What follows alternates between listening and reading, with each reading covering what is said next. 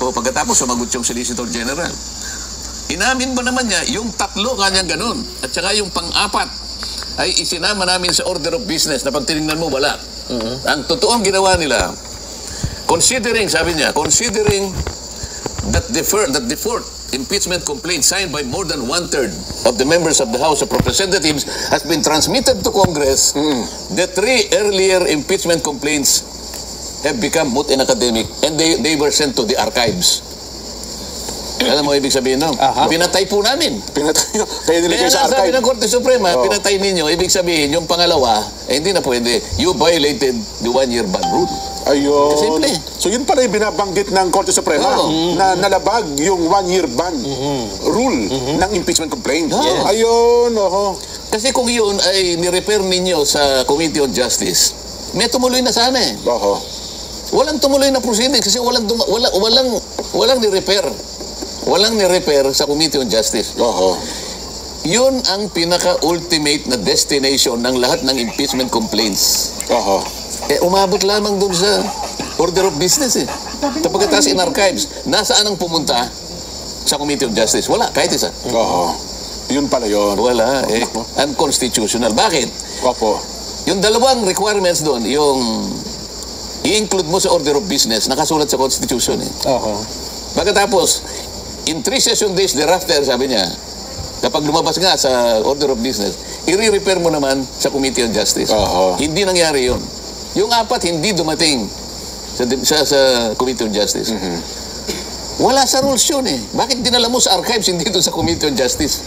Kaya pala unanimous yung desisyon ng Supreme Court. Mukhang hindi nahirapan. Mukhang walang pumanig ni isa man. Ni wala bang dissenting opinion? Hindi, pagka unanimous, ibig sabihin Unanimous eh. Talaga, ganun pala. Wala, ganun ka grabe. Bakit sinabi na walang due process dyan? Kanina, nabanggit niya.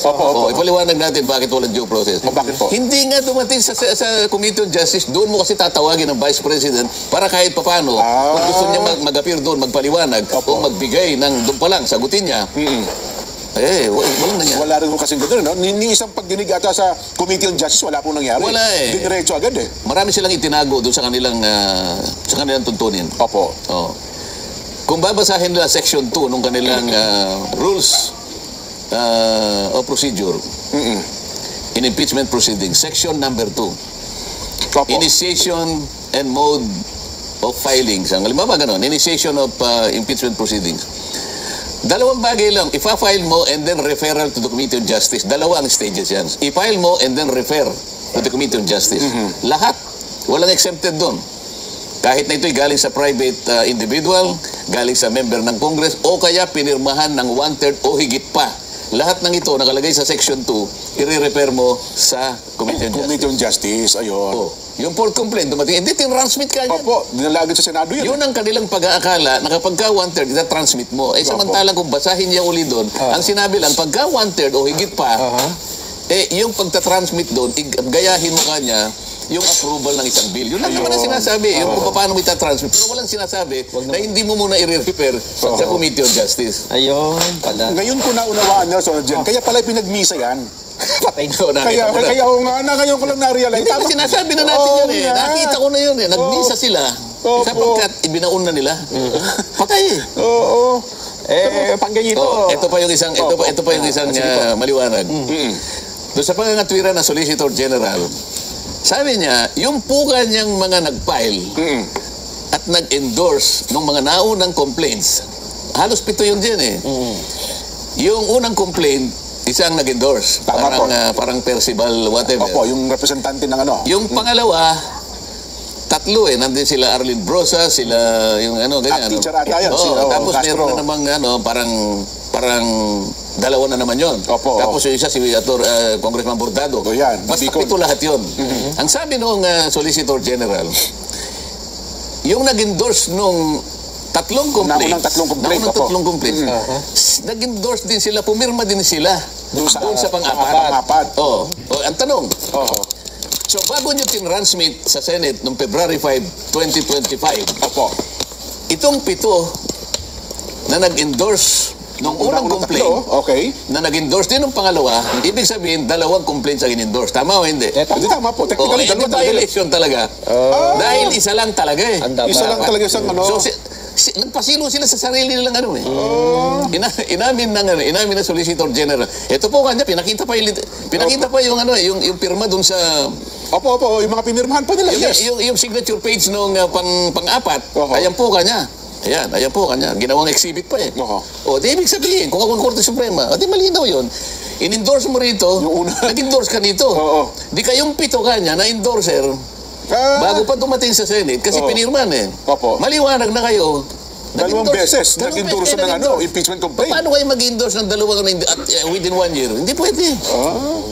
Sayang, ano? Ang alam ko, sa hearing yung sa Senado, dapat ibubulgar itong mga ito, no? Oo, pero nandyan eh. Nandiyan na, na sa Supreme Court. Ang totoo niyan, Opo. bago sana mapunta dyan, yung mainit na usapin, paano mo itatawid, di ba? Isa pa yun, isa pa pong issue yun, no? Oo, From 19 Congress to 28 Congress. Baka talaga yun. At nakahanda naman tayo. Kahit saan mo isakay. Ano ginamit mo? Submarine? Halimbawa? Aeroplano? Hindi na makita kasi ilalim ng dagat, eh, oh. Ha? O nilangoy mo? Baka boring machine po ginamit.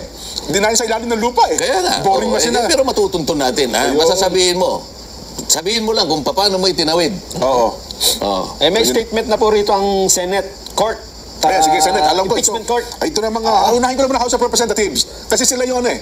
Sige. Ayun, reaction ng House Sige, of sige, Representatives. sige. Sige, ano, ayaw mo na. House of Representatives, sa pamamagitan po ni Attorney Princess Abante, the House of Representatives has yet to officially receive a copy of the Supreme Court's decision. We will review it with the utmost respect once furnished.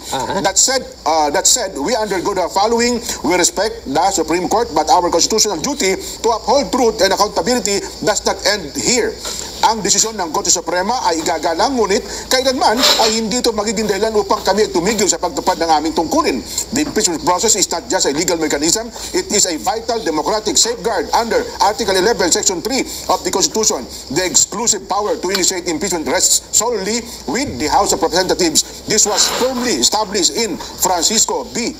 House of Representatives 2003 and has a long stood and settled doctrine to allow judicial interference. Yan na yun. Oo. To allow judicial interference in the initiation of this process risks undermining the very principle of checks and balances. The impeachment is a political act rooted in the people's will. No legal technicality should silence it. This is not about one person. Hindi lang ito laban sa isang opisyal. Ito ay laban para sa karapatan ng taong bayan na manhil ng pananagutan sa gobyerno. The House will exhaust all remedies to protect the independence of Congress and preserve the sanctity of our constitutional role. This is not defiance. This is constitutional fidelity. Ayun, ang kabuuan po ng pahayag. Naintindihan mo yung sinabi niya? Nahihinuha ko po kahit paano. Ano nga? Ano ibig sabihin? Well, gagawin ng lahat. Huwag mo kami pakikialam. Gagawin namin ng lahat ng kaparaanan. Kami may trabaho ng impeachment. Ang sinasabi niya, hindi pa niya natanggap, di ba? Hindi pa. Kung ako sa kanila, huwag niyo nang tanggapin. Di ba dapat nilang tanggapin? Tanggapin nila yung Hindi katotohanan. nga. Ibig sabihin, Opo. hindi pa nila tinanggap, di ba? Opo. Ang ibig sabihin, okay, kunin mo ng dahan-dahan at huwag mo na ipakita sa iba. Ganun ba? Pagkatapos, pansarili mo na lang. Huwag ka na magsalita kung ano yung pinagsasabi. Ingay, judicial interference daw yan. O sa Senado naman. Eto naman, nasa Senado. Naku, magugulat ka rito. Ito po ay inilabas ng Senado as impeachment court. Kasi meron silang tagapagsalita, di ba? Si Atty. Tonggol. Oo, si Attorney Reggie Tonggol. Siya ang nag-release ng statement na ito. We acknowledge the Supreme Court's decision declaring the articles of impeachment against Vice President Sara Duterte as unconstitutional. The Senate, sitting as an impeachment court, has always acted in deference to the constitutional and rule of law. As a co-equal branch of government, we are duty-bound to respect the finality of rulings issued by the High Court. This decision affirms the careful and deliberate posture taken by the impeachment court that constitutional issues surrounding the articles required clarity before trial proceedings could commence. The court's ruling validates the prudence and restraint exercised by the Senate majority in recognizing those legal uncertainties from the outset.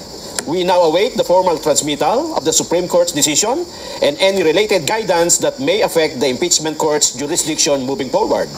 The Senate remains committed to upholding constitutional order, ensuring due process, and protecting the integrity of our democratic institution. Attorney Reggie Tonggol, spokesperson, Senate Impeachment Court. Nakita mo yung pagkakaiba ng dalawang sagot ng dalawang kapulungan ng Kongreso. Ang Senado malinaw. Tinatanggap po namin at nagpapasakop kami sa inyong pagdidesisyon. Ganun lang kasimple. Sa yung isa. Huwag nyo kami pakialaman. Didiskarte pa kami sapagkat yun ay trabaho namin. Isipin mo merong apat na hinihingi ang Korte Suprema. Mula sa 10 yata yun, hindi ko nagkakamali. 4 doon ay sinagot nila ng pabalang. Solicitor General ito, halimbawa, wala lang sa akin yung listahan. 4 ito eh. Sabi doon sa isa, in relation to the articles of impeachment submitted to the Senate, kailangan naming malaman, sabi niya, kung lahat ng mga miyembro na pumirma, yung 215, ay binigyan nyo ng isa-isa ng kopya. Yan, Alam mo ang sagot nila? Kami po kanya ay magsasabi sa inyo ng ganito. May mga bagay po na wala po tayong pakialaman. Kung baga ganito yung sanayin. Tama. Tayo po mag-observa po tayo ng kanikanyang kanikanyang limitasyon. Kung equal branch po tayo Kaya huwag nyo kaming panghimas. Parang ganun Sabi, 4 ito Tinatanong lang naman lahat po ng pumirma 200 in relation to the articles of impeachment, binigyan po ba nyo sila ng isa-isa ng pagkakataon na mabasa man lang nila ito? Bakit hindi mo isagutin ng totoo yun? In relation to that article, blah, blah, blah. Nabigyan nyo po ba sila ng panahon? Nabigyan nyo ba sila ng kopya ng lahat ng ebidensya na kanilang dapat na mabasa upang sa ganun ay makapirma sila o hindi? Yun, yun ang tipo ng mga pangangailangan ganun ang sagot. Meron po tayo kanyang sariling spear. Kanya-kanya Separation. Para sagutin mo ang Korte Suprema ng ganun. Tinatalong lang naman niya Tapos sabi niya, in the case of blah, blah, blah. Sabi niya. Pero nakalimutan niya na, ginawa pa niyang bold Kung yan naman kanya, hindi nakakita ng kaduda-duda ang Korte Suprema. Kaduda-duda nga, kaya nga hinihingi niya sa inyo ito Kasi nakakita siya nakakampi sa katauhan ng isang Associate Justice retired Sabi, pumirma na nga tatanungin niya pa kung nabasa o hindi. Di ba parang ganun na ang style hilaw nga. Nakita ko yung hilaw nga. Paano ang gagawin mo? Isip-isipin mo naman. Isip-isipin mo, ito nga pinapaliwanag natin. Napakasimple lang nito. 3 steps lang ang pinag-uusapan. I-refer mo immediately to the office of the Speaker.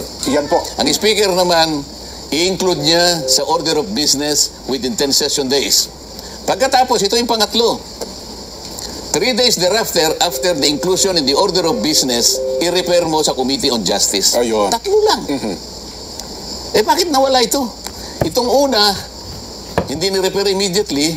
Ito naman, sinabi, 10 session days. Pero pag binilang mo, kung pang-ilan yung sinabi nilang session 36, pang-11. Pang-11 days. Bakit ka mo? Yung sinasabi ko kanina, December 2, doon i-file yung naunang impeachment complaint.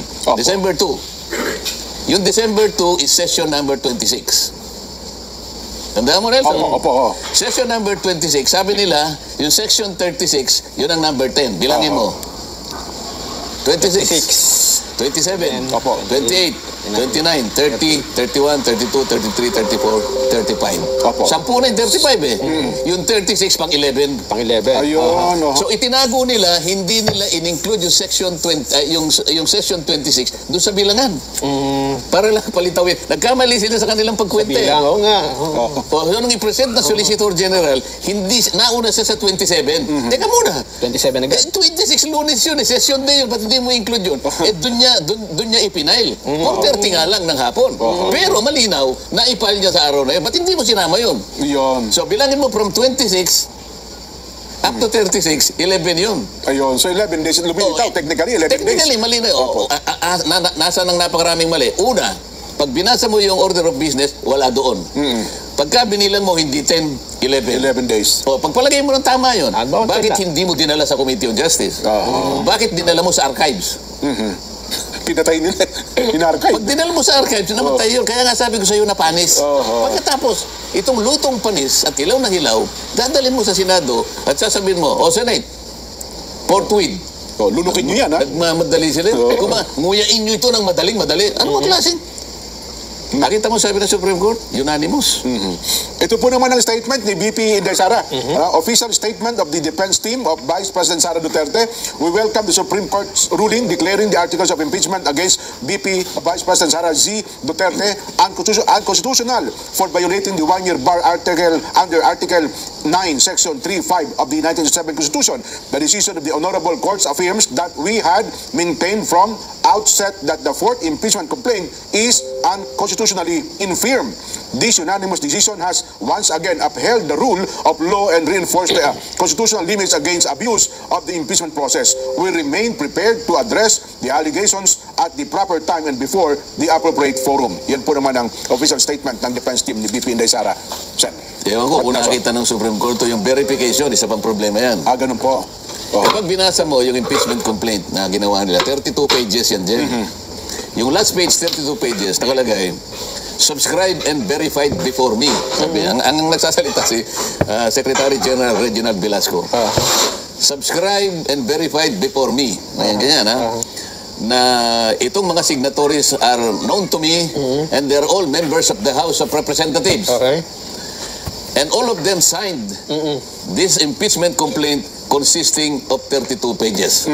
Hindi verification yun. Hindi ba kung siya Mga abogado tawag doon, jurat. Jurat po ang tao. Ano yung jurat? Yung pinapanindigan mo, nakilala mo yung mga taong pumirma. Ayun. At pinirmahan na nito. At ilan ang bilang ng pahina ng pinirmahan. Yun ang jurat. Jurat po ang Parang tawag kung gumawa ka ng affidavit, di mo nakalagay doon, subscribe and sworn to before me, Sumarjaga, exhibiting to me his ID number, blah, blah, blah. Affidavit, Yun, jurat. Ano ba dapat? Abay na kailangan verification verified complaint yun Ito na naman nasa section 14, hindi ako nagkakamali, ng House Impeachment Rules. Yung mismong verification, kukopyahin mo na lang, akalain mong nakalimutan. Nakalagay ito yung verification Opo. Karaniwang ganito yung kanyang termino. We caused the preparation of this complaint. All of them, 215. We caused the preparation of this complaint, and we attest to the truthfulness of all the allegations based on our personal knowledge, including our appreciation of the documents appended hereto. Yun ang verification.